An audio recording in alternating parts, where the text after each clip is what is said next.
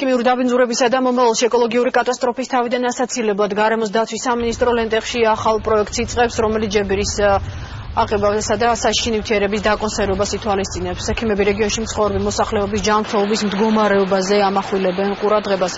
სოფელ მელესთან ერთად, რომელიც ადიდებულმა მდინარემ რამდენიმე დღის წინ წაიღო, დარიშხნის კაცრებით წაიღო წყალმა, რომელიც ამ დრომდე უსაფრთხოების ზომების დაცვის გარეშე ღია მდგომარეობაშია.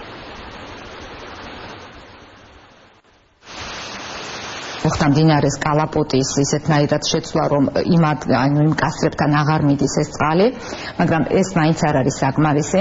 ჩვენ მუშაობთ პროექტზე და უკვე ხვალზე ეს პროექტი მზად იქნება, რომელიც ითვალისწინებს იქ ჯებირის გაკეთებას და ამ ტერიტორიის შემოღობვას. შემდეგ ერთობლივი ძალისხმევით სახელმწიფოს მხრიდანაც და იმედი მაქვს, რომ ჰოლანდიის მთავრობის პროექტის ფარგლებში შესაძლებელი გახდება სარკოფაგების გაკეთება და მისი ამ ყველაფრის განთავსება სარკოფაგებში. მისი ზემოქმედების ქვეშ მყოფი ბავშვების დარღვეულია როგორც ფიზიკური განვითარება, ასევე მათი ავადობა ძალიან ხშირია. დარღვეულია არა მარტო ბავშვების, არამედ მშობლების ხშირად მიმართვიანობა ძალიან. ძირითადად არის თითქოს ზედასასუნთქი გზები მარტო დაფიქსირებული, მაგრამ სინამდვილეში ეს ბავშვები არიან და მშობლების ძალიან დიდი რისკის ქვეშ. მას გააჩნია ისეთი თვისება, რომ ის მოხდება რა ნიადაგში, მცენარეში და წყალში გარდაიქმნება, გაიცეს ქიმიურ გადაქმნებს.